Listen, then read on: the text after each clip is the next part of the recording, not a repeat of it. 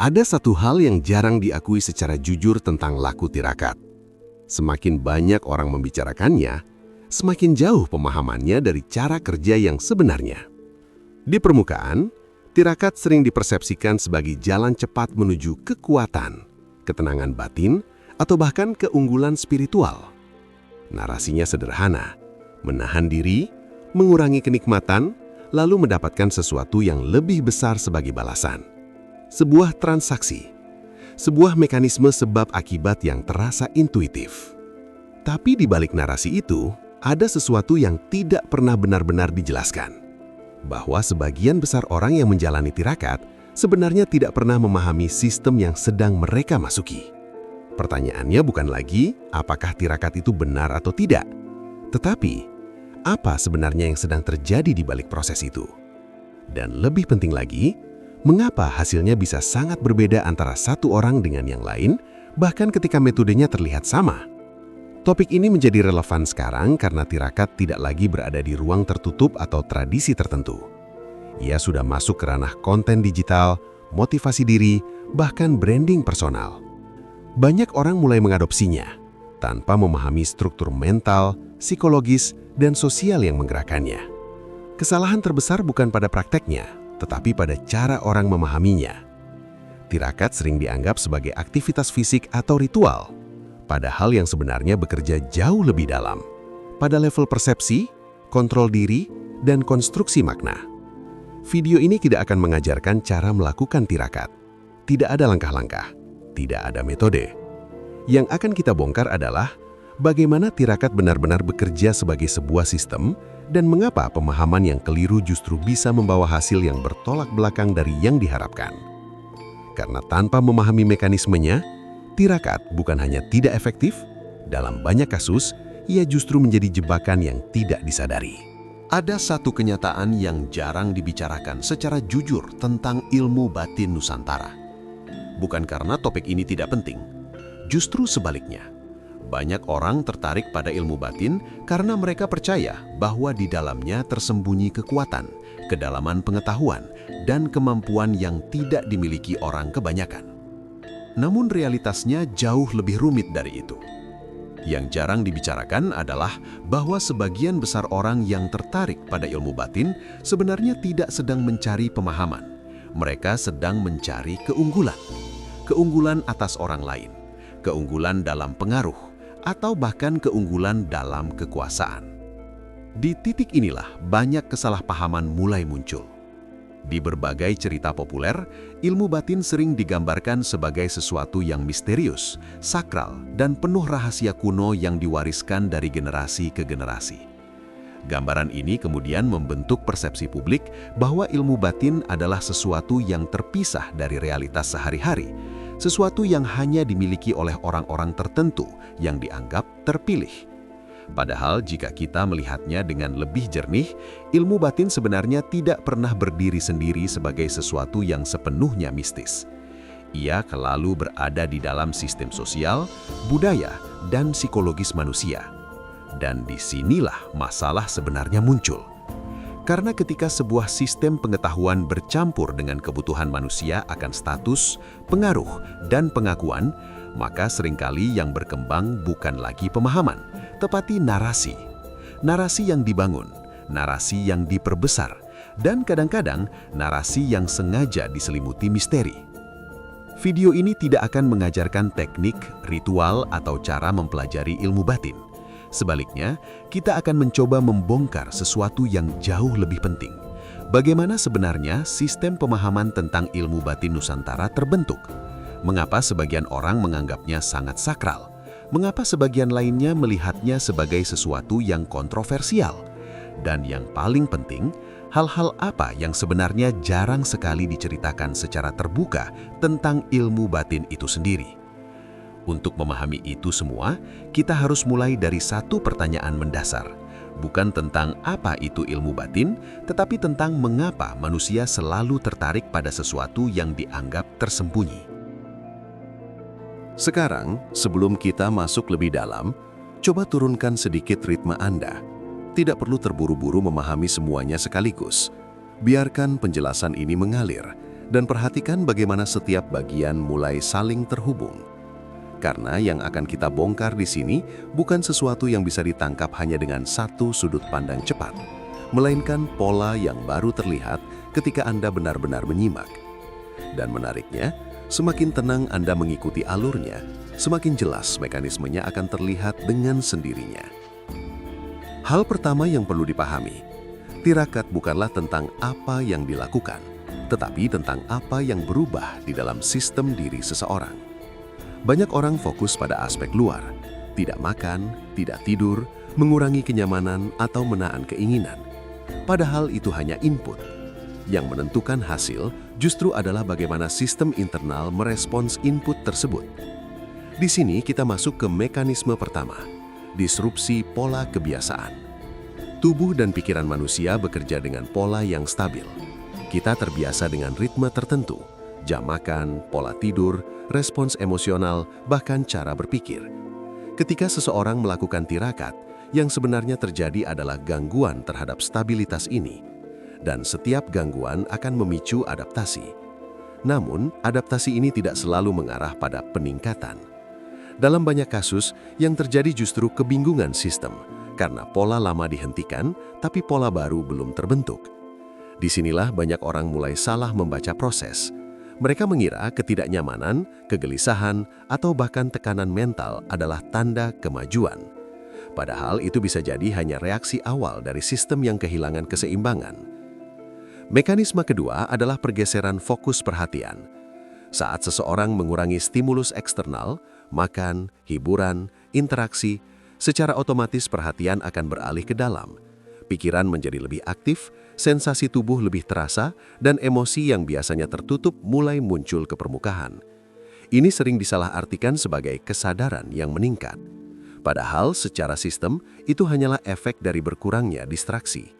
Seperti ruangan yang tiba-tiba menjadi sunyi, Anda mulai mendengar suara-suara kecil yang sebelumnya tidak terasa. Bukan karena suara itu baru muncul, tetapi karena tidak ada lagi yang menutupinya. Dan mekanisme ketiga yang paling jarang disadari adalah pembentukan makna. Apapun yang dialami selama tirakat, nyaman atau tidak, akan ditafsirkan oleh pikiran. Dan disinilah perbedaan hasil mulai terbentuk. Dua orang bisa melakukan praktek yang sama, tetapi menghasilkan pengalaman yang sepenuhnya berbeda. Bukan karena metodenya berbeda, tetapi karena cara mereka memaknai prosesnya berbeda. Dan tanpa disadari, makna inilah yang justru menjadi mesin utama dari seluruh pengalaman tirakat itu sendiri. Kalau Anda mulai mengikuti sampai titik ini, mungkin ada satu kesadaran yang perlahan muncul, bahwa tirakat bukan sesuatu yang sederhana, dan jelas bukan sistem yang hasilnya bisa dipastikan hanya dari apa yang dilakukan. Sekarang, pertanyaannya berubah. Bukan lagi soal mekanisme, tapi tentang konsekuensinya. Karena setiap mekanisme yang kita bahas tadi membawa implikasi yang tidak selalu nyaman untuk diterima. Implikasi pertama adalah tirakat bisa memperkuat apa yang sudah ada di dalam diri, bukan mengubahnya secara otomatis. Ini yang sering tidak disadari. Ketika pola lama diganggu, perhatian diarahkan ke dalam dan makna mulai dibentuk. Yang muncul ke permukaan bukan versi ideal dari diri seseorang, tetapi justru isi mentahnya. Jika seseorang memiliki kecenderungan gelisah, maka tirakat bisa memperbesar kegelisahan itu. Jika ada ambisi tersembunyi, ia bisa berubah menjadi obsesi. Jika ada kebutuhan akan pengakuan, ia bisa muncul dalam bentuk merasa lebih dibanding orang lain. Artinya, tirakat tidak netral. Ia adalah penguat, bukan penyaring. Implikasi kedua adalah munculnya paradoks kontrol. Di satu sisi, tirakat dianggap sebagai bentuk pengendalian diri. Namun di sisi lain, justru banyak orang kehilangan kontrol. Bukan secara fisik, tetapi secara kognitif. Kenapa? Karena ketika seseorang terlalu fokus pada menahan diri secara eksternal, seringkali ia kehilangan kemampuan untuk membaca apa yang terjadi di dalam dirinya sendiri. Akhirnya, kontrol yang terlihat di luar tidak selalu mencerminkan stabilitas di dalam. Dan ini menciptakan ilusi, seolah-olah seseorang kuat, padahal sistem internalnya sedang tidak stabil. Implikasi ketiga adalah benturan antara realitas pribadi dan narasi sosial. Di luar sana, cerita tentang tirakat hampir selalu berakhir dengan hasil yang positif, ketenangan, kekuatan, atau pencapaian tertentu. Tapi pengalaman nyata tidak selalu seperti itu. Banyak orang mengalami kebingungan, tekanan, bahkan kehilangan arah, namun tidak pernah dibicarakan karena tidak sesuai dengan narasi yang sudah terbentuk. Di titik ini, muncul tekanan sosial yang halus. Orang cenderung memaksakan diri untuk merasakan sesuatu hanya karena mereka percaya seharusnya begitu. Dan tanpa sadar, mereka mulai membangun pengalaman yang bukan berasal dari proses alami, tetapi dari ekspektasi. Sekarang saya ingin melibatkan Anda sebentar. Dari semua yang kita bahas sejauh ini, apakah Anda pernah melihat, mengalami, atau mungkin menyadari pola-pola seperti ini? Tidak harus setuju, tidak harus juga pernah menjalani secara langsung. Cukup tulis di komentar, bagian mana yang paling terasa masuk akal, dan bagian mana yang menurut Anda justru bertentangan dengan pemahaman yang selama ini Anda pegang. Karena justru dari perbedaan sudut pandang itulah, kita bisa melihat topik ini dengan lebih jernih, bukan sebagai sesuatu yang harus dipercaya, tetapi sebagai sistem yang bisa dipahami. Sekarang kita sampai pada bagian yang paling jarang dibicarakan secara langsung. Apa dampak nyata dari semua pemahaman ini terhadap cara seseorang berpikir, mengambil keputusan, dan menjalani hidupnya?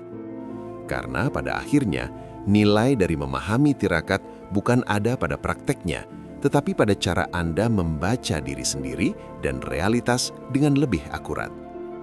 Dan di titik ini, mungkin Anda mulai merasakan sesuatu yang berbeda. Bukan karena Anda belajar sesuatu yang baru, tetapi karena beberapa hal yang sebelumnya terasa kabur, mulai terlihat lebih jelas. Ketika seseorang memahami bahwa tirakat adalah soal mekanisme internal, bukan sekadar tindakan luar, maka cara dia mengambil keputusan akan berubah. Ia tidak lagi terjebak pada pola sederhana, seperti kalau saya menahan ini, saya akan mendapatkan itu.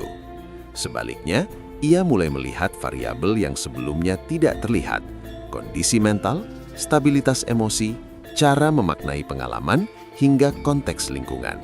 Dan dari situ, keputusan yang diambil menjadi lebih presisi, bukan lebih cepat, bukan juga lebih ekstrim, tetapi lebih tepat. Di level perilaku, perubahan ini terlihat lebih halus, tapi jauh lebih berdampak. Orang yang memahami mekanismenya tidak lagi mengejar sensasi atau hasil instan. Mereka tidak mudah terpengaruh oleh cerita keberhasilan orang lain tanpa memahami konteksnya. Mereka juga tidak mudah menyimpulkan bahwa sesuatu berhasil atau gagal hanya dari permukaan. Sebaliknya, mereka mulai membangun satu kemampuan yang jauh lebih penting, kemampuan untuk mengamati tanpa langsung bereaksi. Dan ini adalah titik yang sering disalahpahami, karena banyak orang mengira solusi dari tirakat adalah menjadi lebih kuat atau lebih tahan. Padahal yang sebenarnya berubah adalah cara memproses pengalaman itu sendiri. Jika Anda mengikuti sampai di sini dengan tenang, kemungkinan besar Anda mulai menyadari bahwa apa yang kita bahas ini bukan tentang tirakat semata. Ini tentang bagaimana manusia seringkali salah membaca sistem yang sedang mereka jalani. Dan mungkin, tanpa disadari, ini menjawab kebingungan yang selama ini terasa. Kenapa usaha yang terlihat sama bisa menghasilkan hasil yang sangat berbeda? Bukan karena kurang disiplin, bukan karena metodenya salah, tetapi karena mekanismenya tidak pernah benar-benar dipahami. Dan disinilah letak nilai sebenarnya. Bukan sebagai jawaban instan, tetapi sebagai kerangka berpikir yang membuat Anda tidak lagi bergantung pada asumsi. Sebuah cara melihat yang, jika Anda perhatikan baik-baik, mungkin selama ini memang sedang Anda cari, bukan untuk mengikuti sesuatu, tetapi untuk akhirnya memahami apa yang sebenarnya sedang terjadi.